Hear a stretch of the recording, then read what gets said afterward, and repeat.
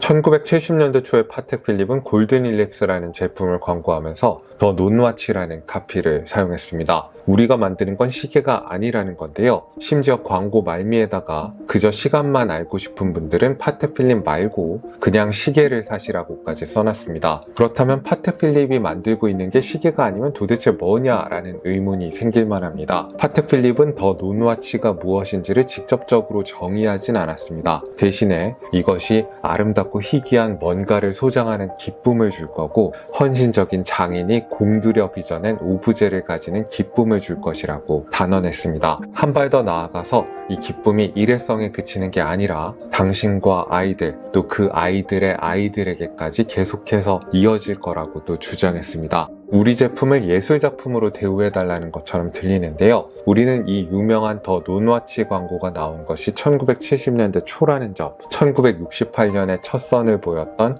골든 일립스라는 시계가 이 광고의 전면에 등장했다는 사실에 좀 더 주목할 필요가 있습니다. 그래야만 당시 파텍 필립이 갖고 있던 선견지명이라던가 골든 일립스가 가진 역사적 의의가 비로소 보이기 시작할 테니까요.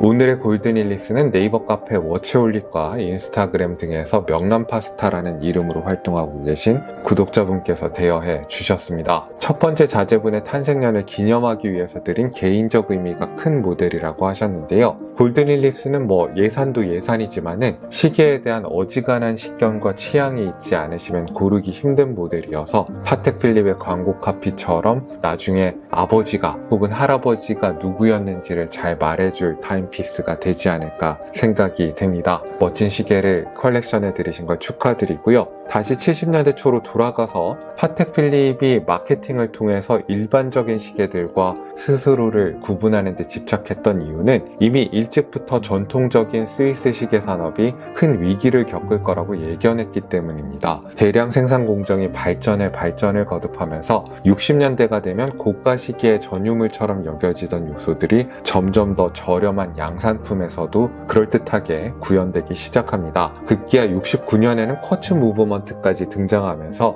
스위스 시계는 정확성에서도 값싼 시계들에 비해 나은 점을 어필하기 힘들어지게 되는데요. 시계가 단순하게 시간을 알려주는 도구에 불과하다면 파텍 필립 같은 전통적인 스위스 시계 브랜드들은 더 이상 설 자리가 없었습니다. 공장에서 마구잡이로 찍어낸 싸구려 시계도 똑같이 시간을 말해줄 텐데 소비자들은 왜 스위스 브랜드에 더 많은 돈을 지불해야 하는지 이해하지 못할 테니까요. 그래서 파텍 필립은 누구보다도 빨리 공산품으로 전락한 다른 모든 시계들로부터 스스로를 차별화해야 한다는 결론을 내렸습니다. 전설적인 더 논와치 광고는 그 결론의 산물이고요. 1980년대로 가면은 광고업계의 신화적 인물이었던 세스 토비아스라는 인물이 쓴 $1,700짜리 트러스트 펀드라는 또 다른 전설적인 카피도 등장합니다. 파텍 필립은 단지 시간을 말해주는 게 아니라 당신이 누구인가를 말해준다. 당신의 증손자까지 당신에 대해 조금은 알게 될 거라는 부연을 덧붙인 채로 말입니다.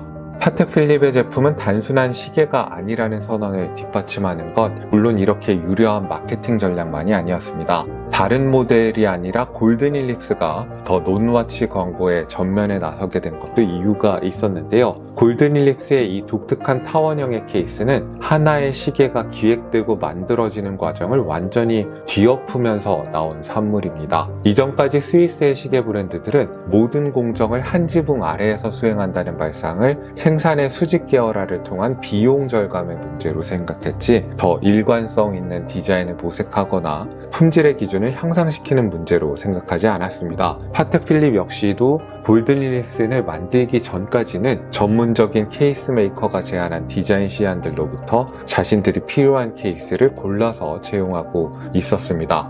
하지만 대량 생산으로 만들어지는 흔한 시계들과 스스로를 좀 더 분명하게 차별화하려는 프로젝트에 착수하고 있던 파텍 필립은 이번만큼은 새로운 모델이 첫눈에도 다른 어떤 시계와도 구분되길 원했습니다. 당연히 그 목표는 케이스 메이커가 제안한 기존의 시안들 중에서 선택하는 전통적인 방식으로는 달성될 수 없었겠죠. 그래서 골든 일립스의 경우는 정반대의 과정을 거쳤습니다. 파텍 필립의 인하우스 팀에 있는 디자이너가 먼저 케이스 디자인을 확정하고 그 다음에 케이스 메이커가 제작에 들어간 겁니다. 좀 더 나중에 파텍 필립은 자신들의 케이스 메이커였던 아뜰리에 레유니를 인수하면서 좀 더 확실하게 자신들의 비전을 실현하기 위한 시스템을 구축하게 됩니다. 어떻게 보면은 골든 일립스의 제작 프로젝트가 나중에 하이엔드 브랜드들 사이에서 불게 되는 인하우스 바람의 시초가 된 셈입니다.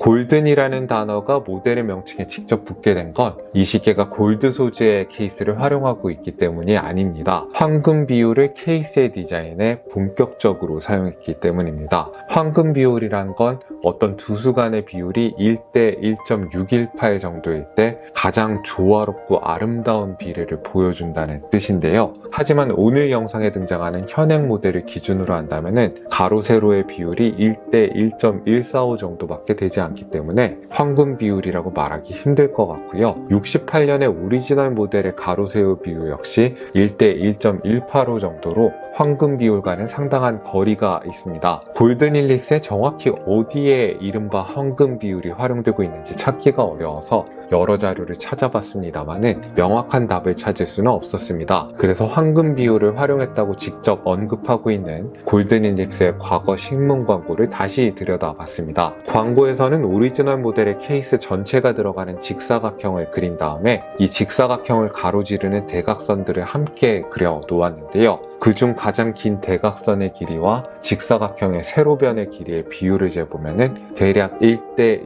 1.55 정도가 됩니다. 1.618이라는 숫자에는 약간 모자라지만은 이 정도면 그래도 골든 일립스가 황금 비율을 염두에 둔 디자인이라는 주장을 할 수는 있을 것 같습니다. 비교적 최근에 밝혀진 사실이지만은 황금 비율이 우리 눈에 제일 조화로워 보인다는 주장에 딱히 과학적 근거가 있는 건 아니라고 합니다. 그래서 골든 일립스가 황금 비율을 얼마나 정확하게 지켰느냐는 썩 중요하지 않은 사안일 것 같습니다. 적어도 제 눈에 더 경이로웠던 건 사람들 눈에 다소 낯설게 받아들여질 수 있는 새로운 디자인을 황금 비율이라는 당시에는 보편적인 것처럼 생각되던 원리에 대한 호소를 통해서 정당화하고자 했던 뛰어난 수사과 마케팅 기술입니다. 이후에는 파텍 필립 말고도 여러 시계 브랜드들이 자기네들의 제품이야말로 황금 비율의 원리에 따라 디자인된 것이라는 주장을 종종 펼치게 됩니다만은 제가 조사한 바로는 골든 일립스를 시기적으로 앞선 사례는 없었습니다. 골든 일립스는 시계의 영역에서 황금 비율이라는 용어를 제품 기획과 마케팅에 적극적으로 사용한 최초의 사례로도 기억될 만합니다.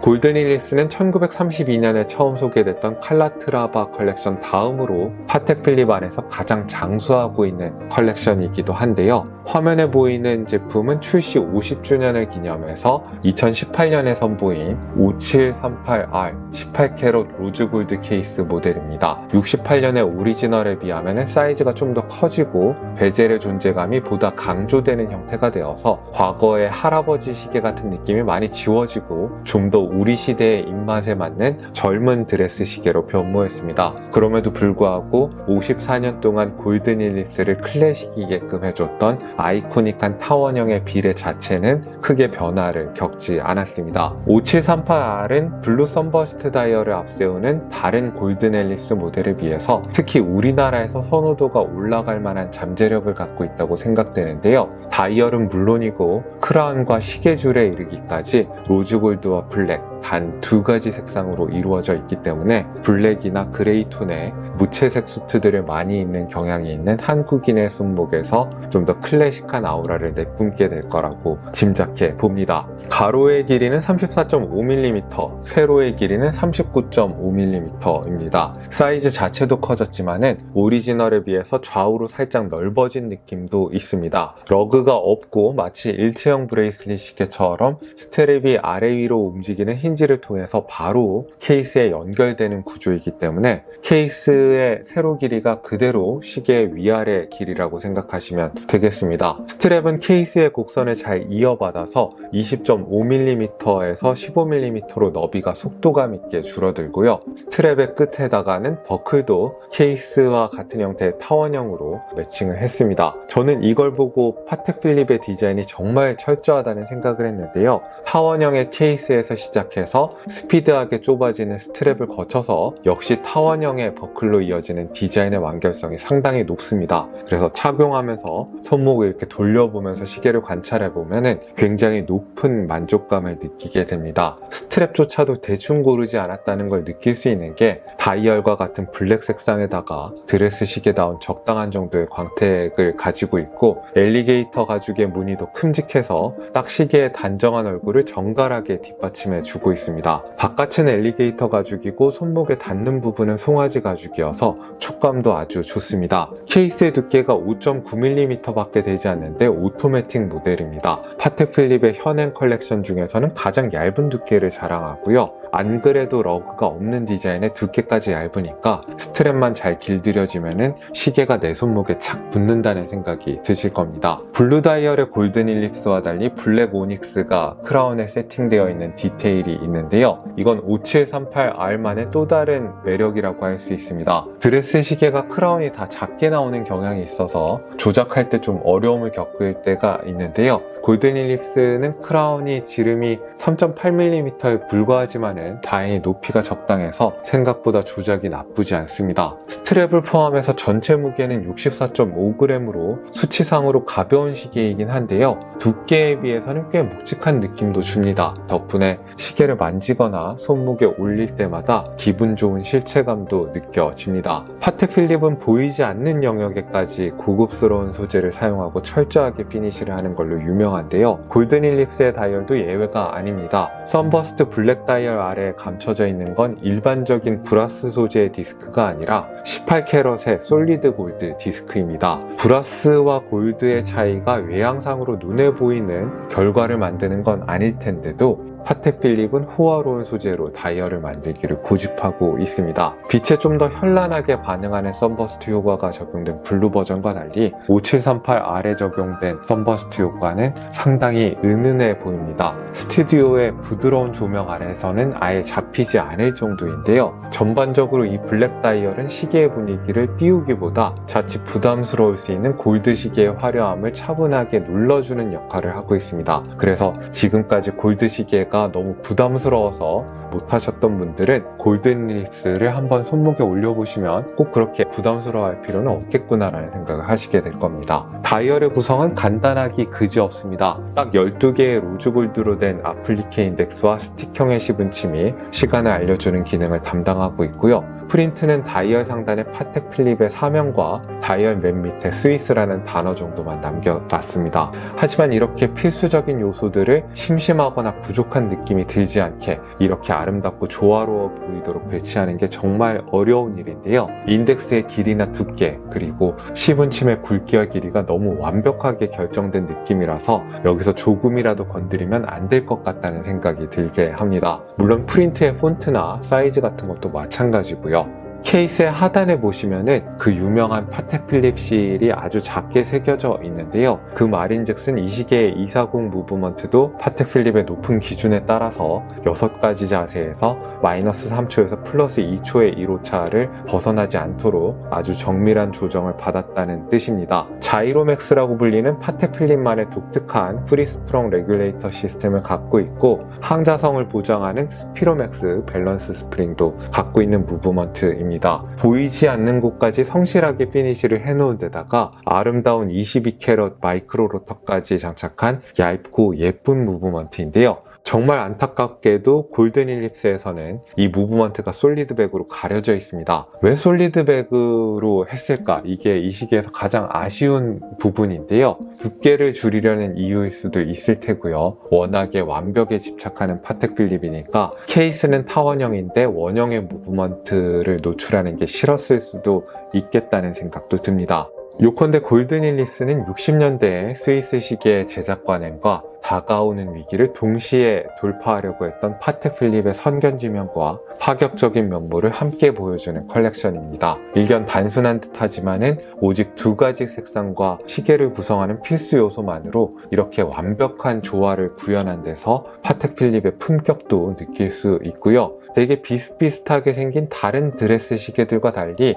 타원형의 케이스를 통해서 남다른 취향을 드러낼 수 있다는 점에서 오는 즐거움도 있는 시계입니다. 이해하면 이해할수록 더 매력적으로 느껴지는 골든힐릭스의 50주년 기념 모델을 살펴봤습니다. 오늘도 여러분들께 유용한 정보가 되었기를 바라고요. 여기는 생활인의 시계, 저는 호스트 김생활이었습니다. 안녕히 계십시오.